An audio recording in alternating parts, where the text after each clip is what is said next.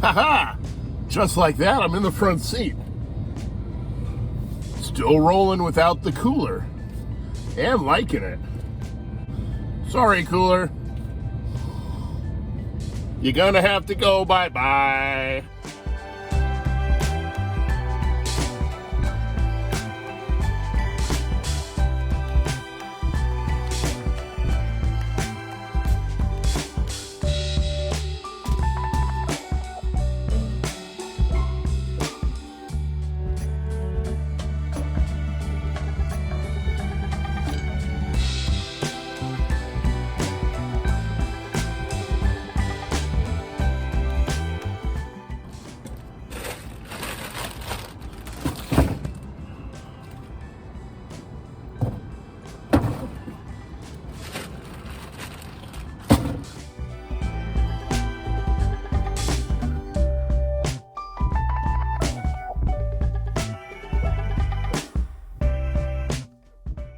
Now, I don't have a lot of chores, but one of them, which I do, is I pick up groceries for my parents once or twice a week, and I like to get that out of the way early.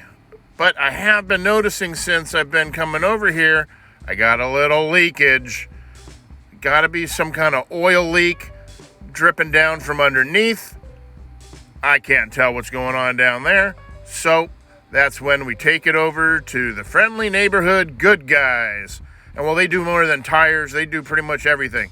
They put in my new engine, and hopefully they should be able to make pretty quick work out of this problem. Hopefully not too big of a problem. And well, there goes my home.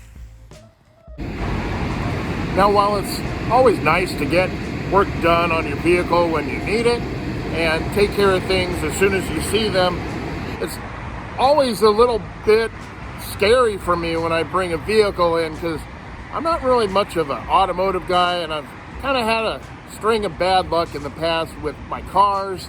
I'm still paying off some of the repairs I did on the vehicle I had before I got the van. So that being said, yeah, an oil leak, while it might not be the biggest deal in the world, it could lead to something more, I guess. I don't know. Like I said before, I'm not an automotive guy. I think that some people are born with like an automotive gene. They either got it or they don't. And I definitely was not born with it, nor born into a family that really is much of an automotive type of family. You know, some people have garages that are all decked out. They know how to pull apart their engine. I can't even change my oil. I probably could if I really had to. Watch a couple YouTube videos or something, but you know, when something happens, I leave it to the professionals to take care of it. My engine is brand new, it's under warranty, so hopefully all I'll get charged for is an oil change, and it'll just be a simple gasket or seal or something that needs to be replaced. Hopefully that's all it is. You know, I'm always leery about a big expense when I bring it in. You know, they're always going to find something. Mechanics are good at that. They're always good at finding something else that needs to be done.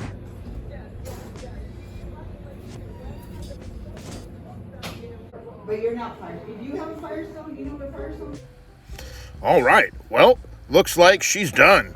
Now, it took a little while, and I had to spend some time there with Wendy Williams and whoever those three race car guys were. But, well, see what they have to say here. All right, I'm back in action again. Got my home back, and you're never gonna believe this. Well, first off, I came in for the oil change, and because I had an oil leak. Well, it turns out that the oil sensor, their own words, they said it was blown out, which means it was just spraying oil everywhere. So I'm really glad I came in to get it looked at. Now, when I first heard that, I'm thinking, oh no, ding, ding, ding, ding, ding, ding, ding, ding, dollar bills just rolling around in my head. And the guy said, not to worry, we got it covered. Oh, okay. So then I went to pay my bill, and the guy said, we got the oil change covered too. So sometimes being a repeat customer pays off. I've been coming to these guys for years. I've given them thousands upon thousands of dollars over the course of what, like the last 4 years, something like that. And, you know, the guy who works here, he's been working here for a long time, and he's seen me actually go through the process of, you know, getting fed up with my old car and finally just cutting it loose. Buying the van. They inspected a couple of vans for me that I was looking at, and I decided not to buy upon their request, or upon their recommendation, I should say. And, well, needless to say, my customer loyalty, or my loyalty to this shop, has paid off in some respect. Cash out of pocket today, oil change, brand new oil sensor, $0. Thank you, the good guys. I don't know what it is. For some reason, I feel like I'm sitting lower in the seat. Is it just me? Must be my butt playing tricks on me. Well, I got into the seat and I was like, man, it feels really strange in here. And, well, as I'm driving, I realized the guy who was working on my vehicle moved the steering wheel up. So naturally, I was like driving with my hands up here. It felt weird. I think one more click. Yeah, there we go. Perfect.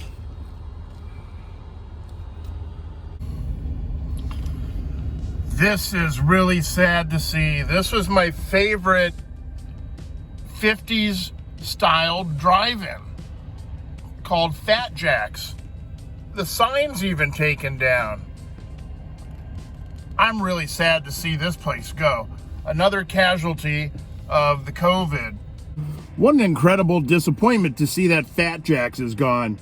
I hope it's not a permanent closure, but either one of two things happen. They're done for good and their sign's gone, they took it down, or they closed down and some Chuckle Henry came by and stole the sign.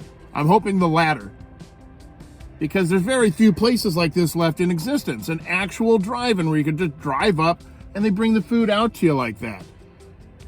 Griddled hamburgers, French fries, chocolate shakes. Ah, man, what a disappointment. But to honor Fat Jack's, I'm parked here in the Fat Jack's parking lot. And I'm gonna make my own hamburgers. We just hit up the 99-cent store. I was very surprised. They had some really nice looking frozen hamburger patties. And of course they got buns and whatnot, so let's get into it. All right, without further ado, I believe it's time for another episode of Van Cooking with Greg.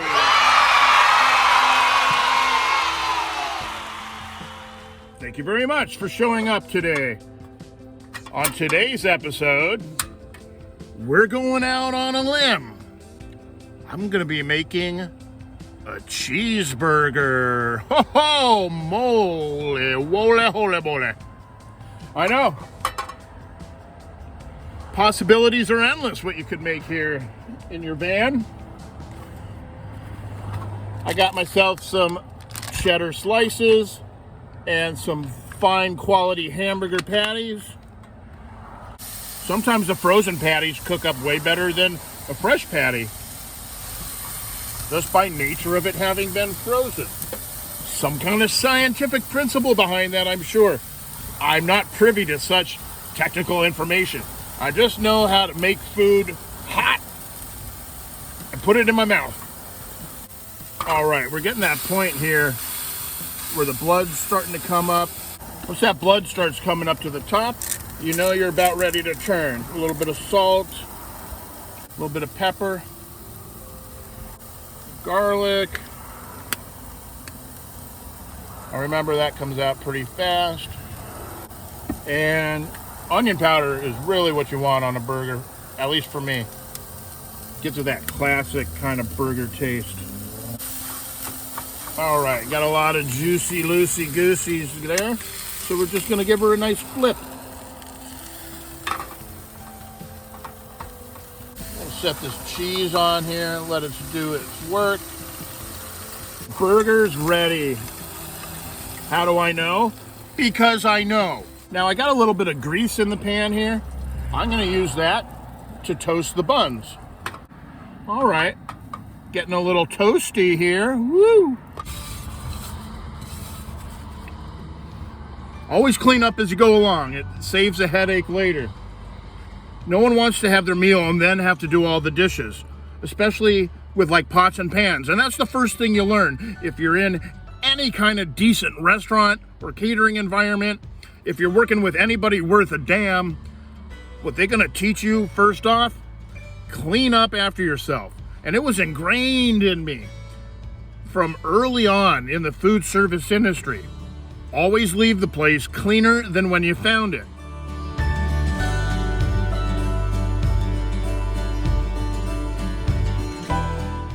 All this time I've been living in this van and I've had the cooler right here. I never noticed that right down here, there's a whole little control panel. And I can move the seat in different directions.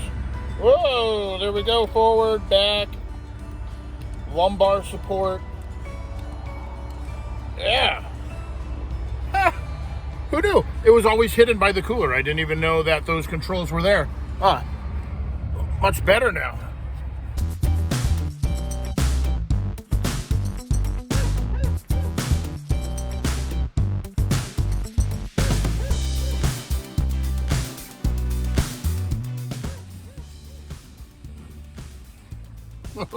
Always something going on in the Walmart parking lot, including free Wi-Fi. I'm getting a strong signal. I just airdropped myself a video from my phone to the computer and I can upload it. First thing I gotta do is make a thumbnail. So I always just kind of scroll through the video first. Try to find that one image that speaks to me.